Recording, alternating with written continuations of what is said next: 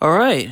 Hello, citizens of the Nigelverse. It's Nigel once again, and this is going to be another movie review. But quickly before you get into it, just a quick announcement. My camera is almost here. In fact, it's literally en route to my house now, being delivered. So, we will be reintroducing the camera into my videos once again. But I'm not going to completely abandon these voiceover type videos. I may do some of these and change it up. Let me know what you guys want to see. But in the meantime, while we wait for that, let's see what our old pal, the Man of Steel, is up to, who in his new adventure with some new foes. I'm talking, of course, about Superman 2. So, as always, I am not a professional movie reviewer or analyst or anything like that. Just a man who enjoys a good time, and I definitely had a pretty good time, I would say, with this movie. Is it better than the first one? Let's find out. So,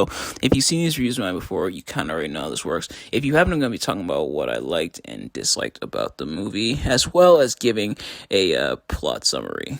So, we of course start with the plot summary, then go into what we like and dislike, or what I like and dislike, at least about the movie. But anyway, without further ado, let's get right into it. So the movie opens with not only showing General Zod and his minions Ursa and Nan, who are going to be the main villains of this movie. It shows them being imprisoned in that infamous parallelogram slash rhombus slash diamond, what have you, floating through the Phantom Zone. But then it goes into a brief kind of montage recap of some of the events of the first movie, including how our young farm boy, he Clark Kent, and is brought to Earth. Well, of course, Kal-El, who's brought to Earth, becomes Clark Kent, and Clark Kent becomes Superman. So it goes kind of through that as the music overlays. It's pretty much showing the events of the first movie. So if you missed the first movie, then there you go. You're kind of caught up for the most part. And of course, if you missed my other review of the previous Superman movie, definitely go check it out on the channel so that you're all caught up. But if I can provide my own brief recap, pretty much Kal-El, brought down to Earth as Krypton is destroyed, becomes Superman and raised, of course, as Clark Kent by Jonathan and Martha Kent. Unfortunately, his father passes away. But he gets a job at the Daily Bugle, will become Superman, saves Lois Lane, and he stops Lex Luthor, or saves the world and everything, and imprisons Lex Luthor. Or so. The movie just kind of gives a brief recap of that.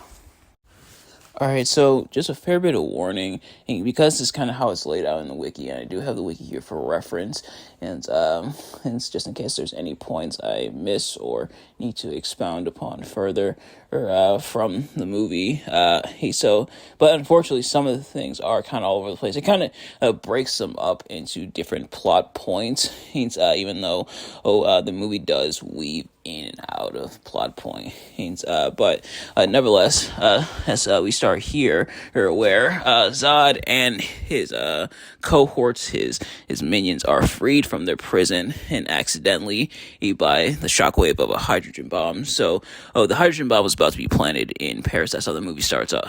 That Lois goes on the orders of Perry White. She heads over to Paris, France, because there's a hydrogen bomb. But Superman is on his way to the rescue. He stops the terrorists who have planted the hydrogen bomb and flies it all the way into space and then launches it from there, and it blows up. Take that, Iron Man, at the end of Avengers.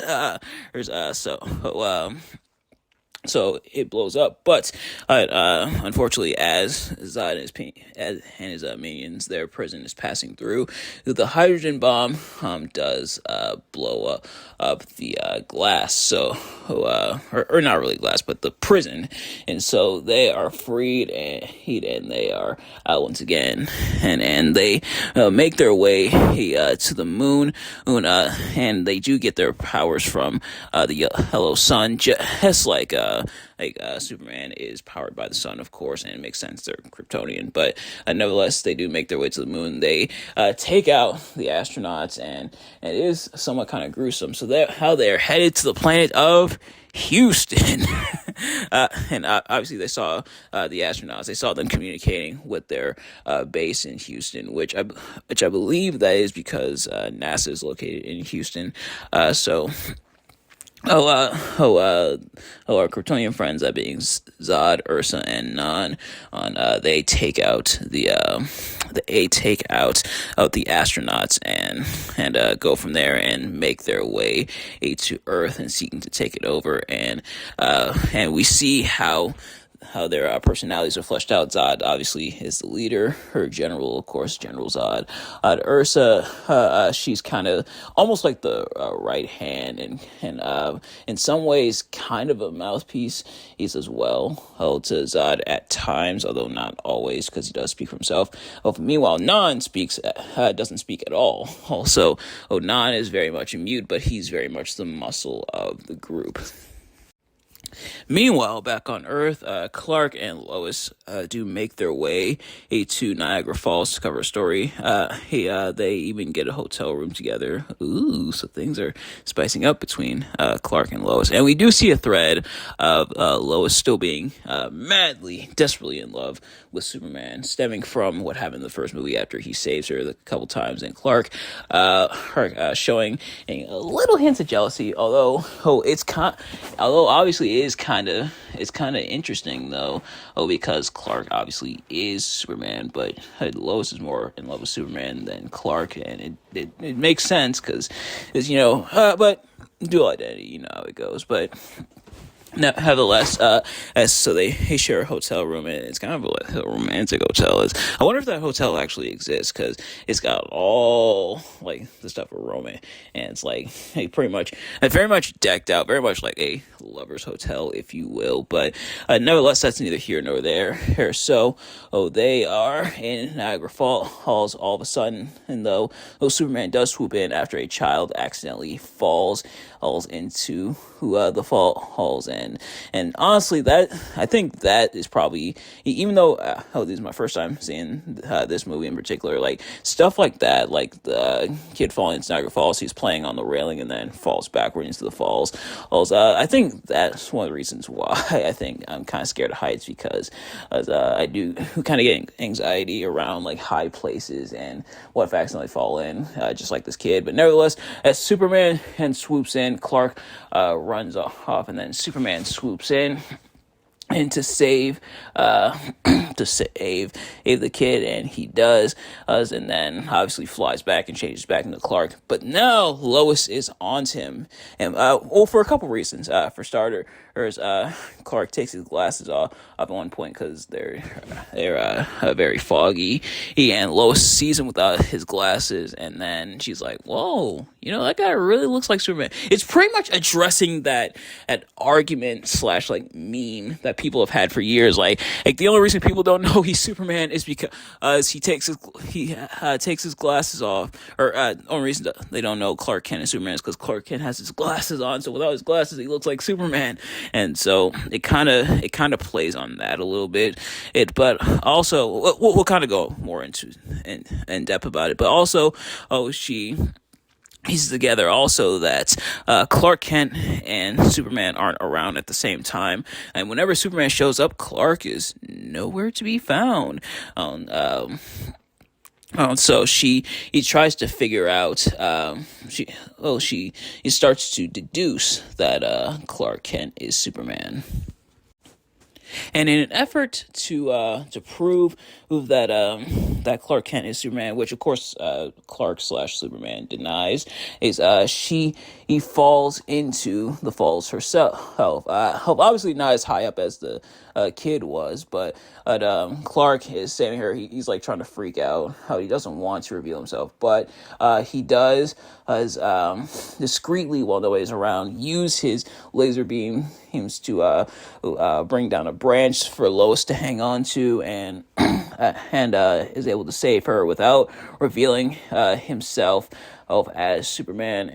And now Lois is like, "Oh yeah, you weren't Superman. I was acting crazy. I made a fool of myself." Which, I mean, yeah, but at the same time,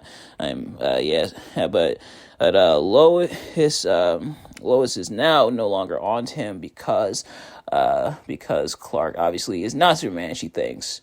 Or is he? Because once they get back into the hotel, Clark accidentally trips and falls into the fireplace, and but Lois realizes his hand isn't burning. Oh, so that's when and Clark realizes the jig is up. So he does reveal himself, in fact, to be Superman, um, he tells her he has a lot of explaining to do. They got quite a bit to talk about, which admittedly, yeah. So he instead flies her back to his place, that being the Fortress of Solitude. So Superman takes her back to the Fortress of Solitude, and and pretty much shows her the place, shows her like the crystals and stuff of that he uses to learn about Earth and everything, and he whips up some dinner. They pop a little bit of the bubbly, as Mr. Jericho would say, a so they do that, and Superman professes his love, of course, for her Lois, and then later on, he's interacting with the holograms that of his mother, her that is, and his mother reveals that in order for him to be with the person he desired, and obviously these were recorded ahead of time, but in order to be with the person he desires, he has to give up his powers. Ooh, somebody told Spider-Man that, but he has to give up his powers by going into the crystal chamber, which contains the red Kryptonian sunlight. Of course, the red sun depowers Superman, and so, yes, kryptonite is like Superman's weakness. It'll temporarily depower him, but the red sun will depower him permanently. That's it. And as his mother said, once your powers are taken away, there's no going back. You can't undo it. Superman and reluctantly decides to do it because he loves Lois just that much. So he gives up his power and hers. And it is kind of interesting in the movie because his mom does come out of the hologram and to speak with him. And here in the wiki is kind of defined as artificial intelligence, meaning that his mom's technically there, but is not, and is directly interacting with Superman. I kind of interpret it more as almost as like a vision that Superman is seeing of her, or that his mom is coming out to speak with Superman. But they're saying it's AI here, so I guess we'll go with that. And man, even back then they had AI, but nevertheless, Superman does depower him. And Lois she's watching the whole time, and Lois is touched that Superman gave up his power to be with her, and they and how it's described in the wiki here is that she and Clark, now just regular Clark, and when he transforms out of his powers, he goes to just like regular clothing, in which I didn't know the machine changed clothes, but I guess so. But nevertheless, as he's now immortal, meaning he can feel pain and stuff, but now he gets to be with Lois, I should say. So then as the wiki says here, spend the night together. Well, I guess that's one way of putting it. They pretty much do the deed. But then, and they leave out, so now they are officially a couple and everything. So I mentioned how in the wiki, how the plot's kind of all over the place. It's because it's showing different blocks of things that happen, but some of them are kind of out of order. But some of the threads, as they do kind of put together, or so these parts kind of happen simultaneously to earlier in the movie, and the next block of stuff also happens simultaneously to stuff that happens earlier in the movie. But nevertheless, Zod and his companions quickly head over to Houston, and they pretty much terrorize the locals. It's caught on the news and everything. They bring in the military. They bring in pretty much the big guns, but it's to no avail. And Zod pretty much seeks to talk with the leader of the world, and by world he means the United States. That's kind of just how movies go. But so he speaks with the president and pretty much gets the president to kneel kneel in front of him. And at first the president tries to trick him, but Zod deduces it. It's saying like, hey, so he pretty much that's kind of Zod's thing. He tells people to kneel before him, kneel before Zod, and the person who we think is the president actually does it. But then Zod deduces, no, you're not the real president. No real leader or bows that easily. So the real president shows himself. He does indeed kneel before Zod, but saying someone can indeed take him out. But yeah, so Zod it's pretty much the world to kneel before him. So who will save the day? Well, not Superman, because he ain't have any powers anymore. And it's evidenced by this next scene. So, Lois and now Clark arrive at a diner. They want to get some burgers. Slash hot dogs, and quite a theme of hot dogs throughout the movie. Lois craving hot dogs or burgers, stuff like that. But they arrive at the diner. But Lois is heckled by one of the fellow diners, and Clark tries to fight him, but pretty much gets the crap beaten out of him, thrown into glass and everything, so he is bleeding hard and really hurt. Welcome to mortal life, kid. But then they also show on the news, which it's Superman and has Superman and slash like Clark and Lois haven't been paying attention to the outside news at all. But the news is turned on, and we see Zod and the president, as the president at first cedes power over to Zod, but then also cries out for help from Superman and Zod. Zod's like, who's Superman? And I mentioned the president mentioned that someone could stand up to Zod, but didn't mention who it was. But now Zod knows who it is, and Zod tells Superman, to kneel before him, pretty much. And Superman realizes he picked a very bad time to give up his powers, and Superman reveals he could hear the people in his cries for help, but he ignored them. Priorities, man, priorities. I know you want the girl and stuff like that, but come on, man, you got responsibilities you gotta attain to. So, Superman is gonna try to regain his powers so that he can take on Zod. Will he be able to? We'll find out.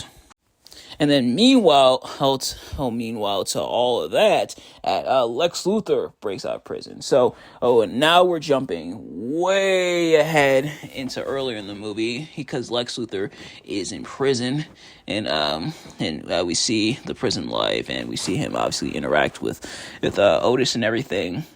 And so, Lex Luthor is in prison, but with Otis's help, he does, and as well as Eve Tessmacher, which Eve Tessmacher pretty much ruined Zod's plan, and helped out Superman, helped him put Luthor in prison, and still showed back up to help Lex.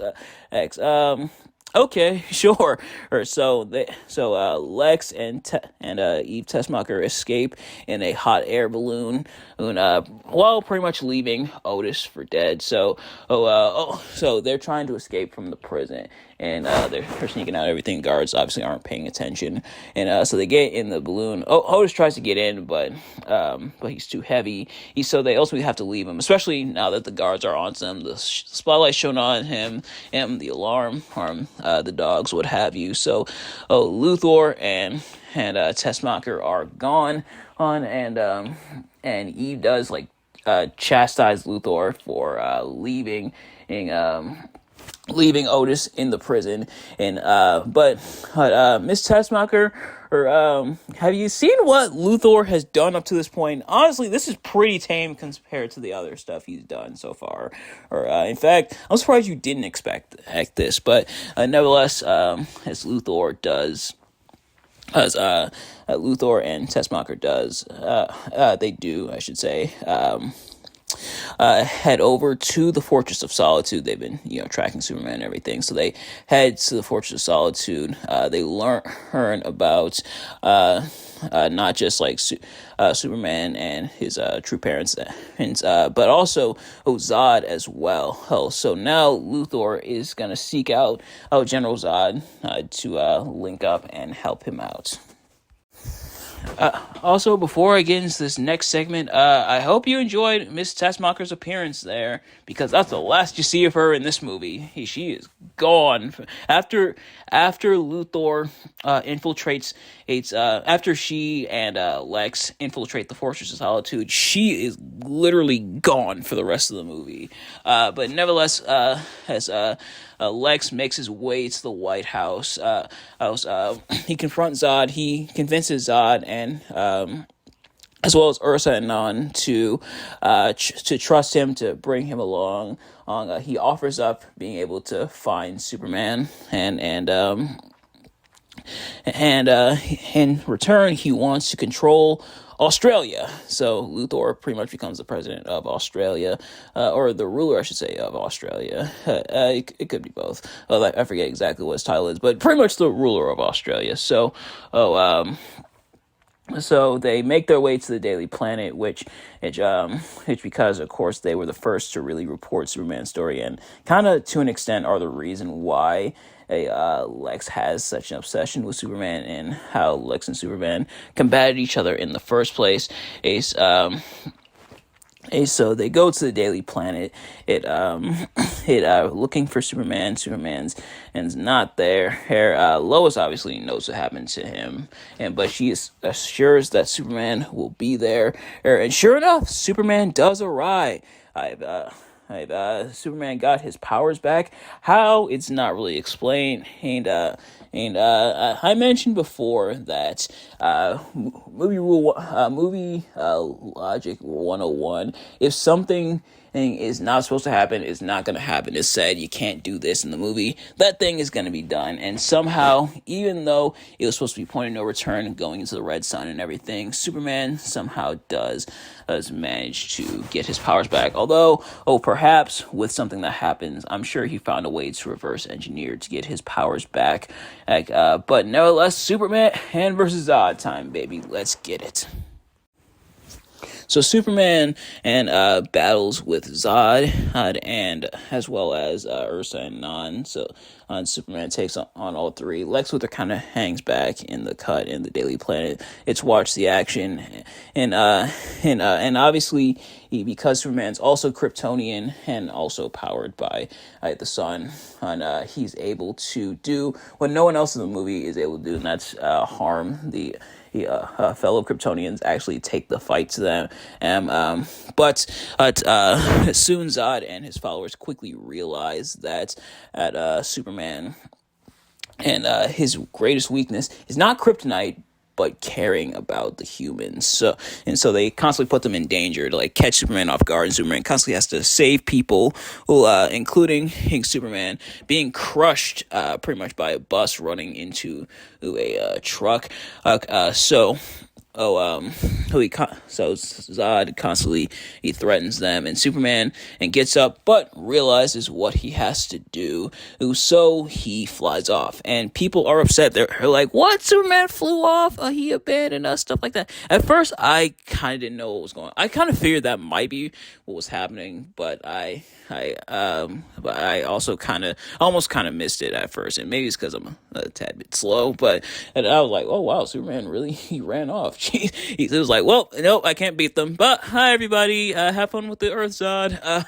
So Superman does fly off, and what he's doing is he's going to lure them back to the Fortress of Solitude. And at first, Zod is about to kill Luthor, but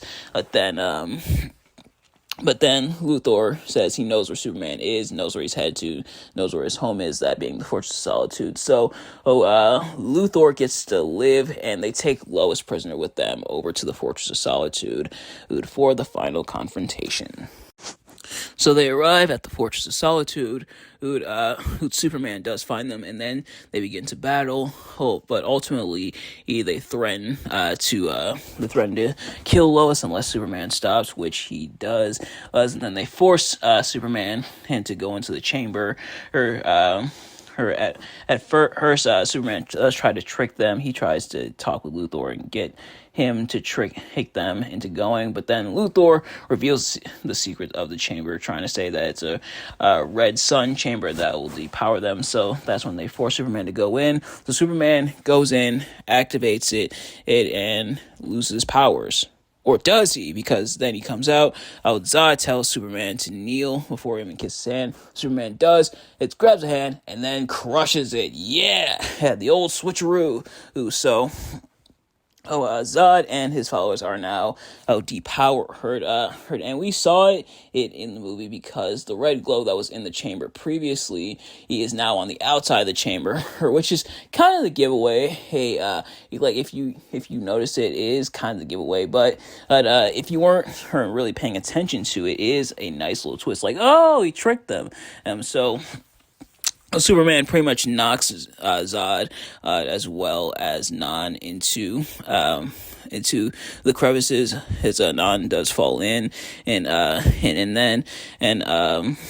Lois finally punches Ursa in the face, and she goes into another crevice. It's Fortress Solitude. The Fortress Solitude has like different crevices, which I guess lead to nowhere, infinity, the bottom, perhaps, but. Nevertheless, and it is a nice callback because Lois tries to punch Ursa when she's at the Daily Planet, but obviously it hurts because they're impenetrable. But now they're very much penetrable because of the red sun. And then Luthor pretty much reveals what happened, and Luthor's like, oh, he tricked them. He exposed them to the red sun instead of him. Pretty much that's given to the rest of perhaps the people in the audience watching who didn't quite understand what happened.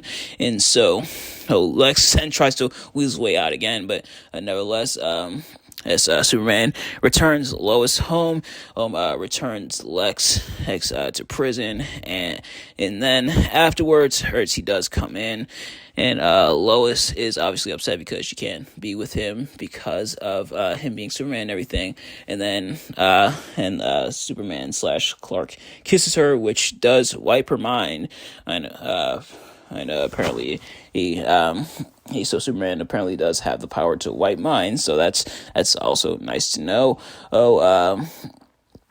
He then heads to the diner, takes out the rude guy from before, which they're saying is a trucker named Rocky. I forget exactly if they mentioned his name in the movie before. I'm sure they did, but I must have missed it. But which is exactly what the wiki is for, or for points I miss. Superman takes him out, then, and puts the American flag on the White House. Tells the president he won't abandon his duties again, and the day is saved. All right, and that was Superman 2, ladies and gentlemen.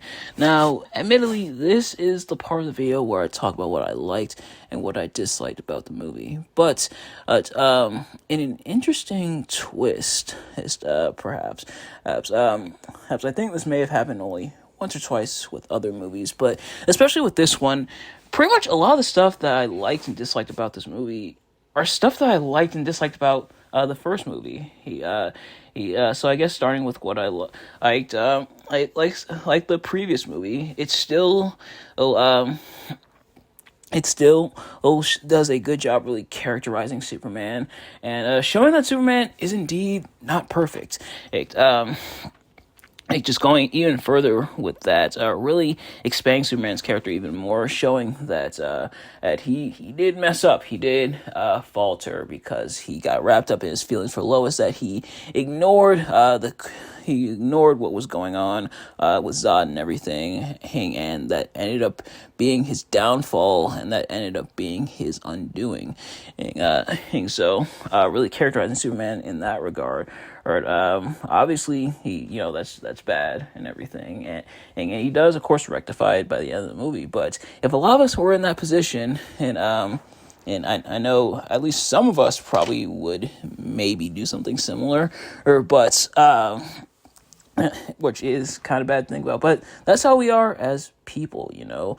Oh, and it does show that Superman, and he may have become mortal in a physical sense, but also kind of mortal in a way in a mental and emotional sense, where he ignores responsibilities and it came back to haunt him.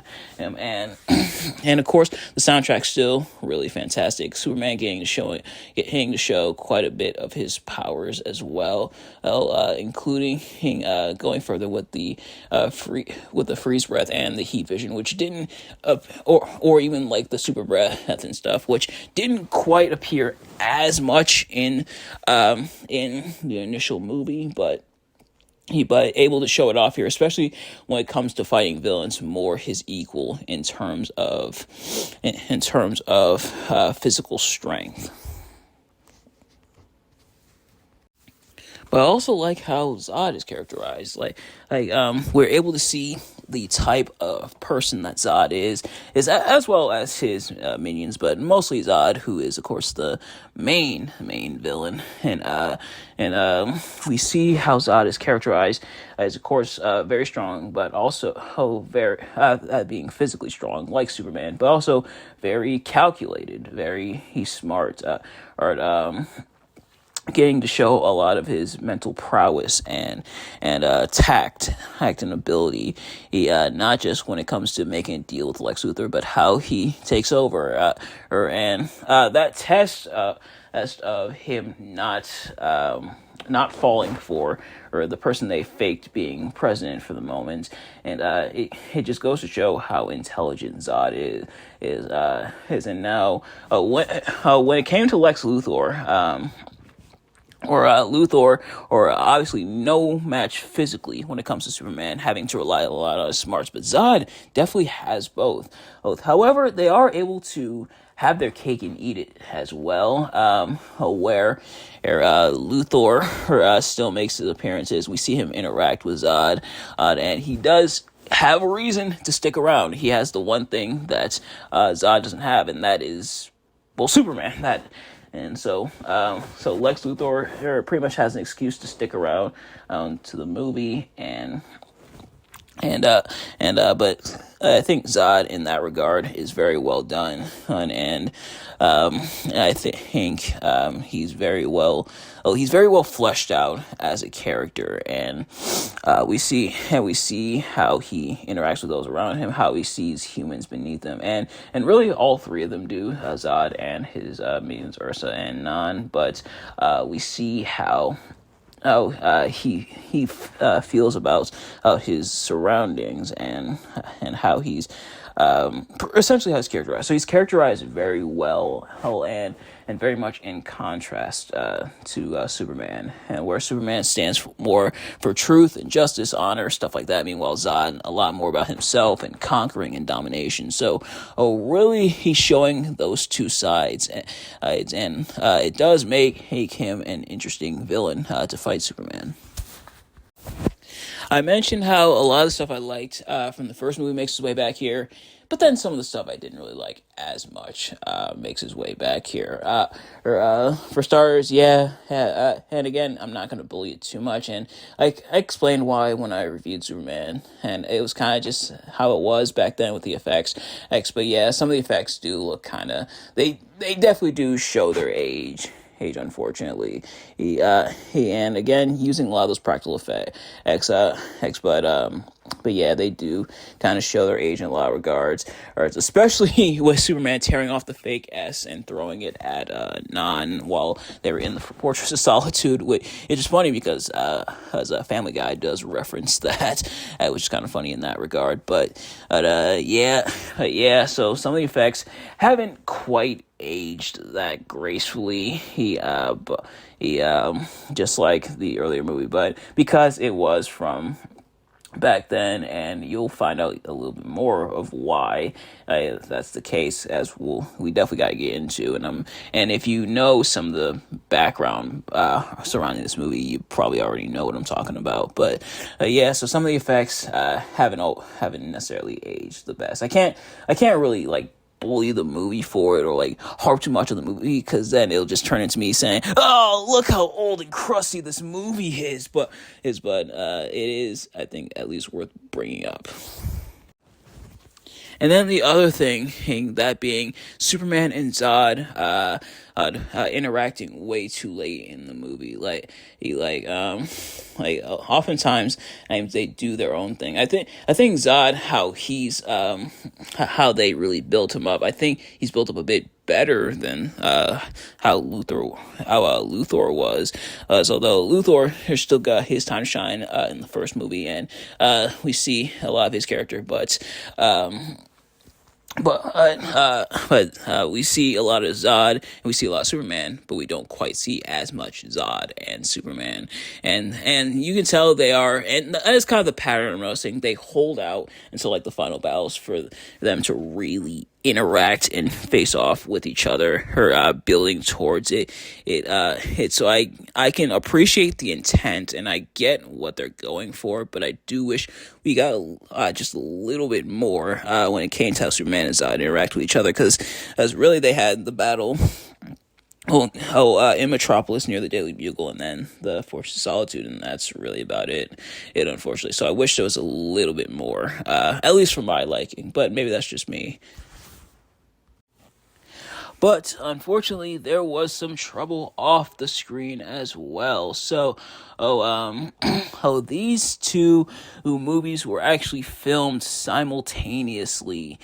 So these were filmed around the same time, which honestly, like looking at the movie, like I read about this and then read up on it after the fact. So, seeing that, honestly, not just this movie, but the first movie, it does kind of answer some of those questions, and it does kind of explain a lot. But yeah, these two were filmed at around the same time. Both its original and sequel filmed around the same time. I'm beginning, in accordance to Wiki here, beginning in March 1977 and ending in October of 1978. Now, this movie didn't release until 1980. The first Superman movie released in 1978. This one didn't release until 1980. So filmed around the same time, which isn't unusual. I know some movies are like filmed around the same time as each other. Some even filmed one or two movies, if I'm not mistaken. I think were even filmed like before each other. These movies were filmed at the same time. And I'll read this excerpt from the wiki here, and then we'll talk about it more. It says, tensions rose between original director Richard Donner and the producers, in which a decision was made to stop filming the sequel, of which 75% had already been completed, and finish the first film. Following the release of Superman in December 1978, Donner was controversially fired as director and was replaced by Lester, that being Richard Lester, who directed this movie. And then continuing in the excerpt here, several members of the cast and crew declined to return in the wake of Donner's firing, and to be officially credited as the director. Lester reshot most of the film, which principal photography resumed in September 1979 and ended in March of 1980. So Richard Donner was out, and then Richard Lester was brought in, and a lot of people, including Margot Kidder, who plays Lois, they were very upset about this change to the point where it's speculated that might be why Lois Lane. And I did kind of read ahead some of the stuff, but she gets very little involvement in the rest of the Superman movies going forward. But it is unfortunate. It is kind of weird that they filmed them at the same time, and that the movie was almost done, but then they had to reshoot it, because they brought this new director in. So I wonder what the movie would have looked like had a lot of those original scenes stayed in, if they hadn't have been reshot or redone or anything. But then Lester would go on to to be the director for the rest of the series.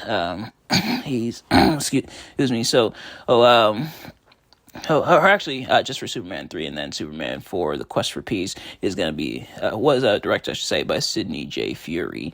And, well, I'll talk more about it as we close out.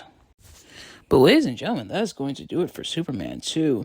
Thank you all so much for watching. I hope you enjoyed. And of course, we have 2 more to go in the original Superman movies. Although, considering the box office scores for the next 2, that being Superman 3 and then Superman 4, The Quest for Peace, as well as the critics' response, as well as especially the runtime for Superman 4.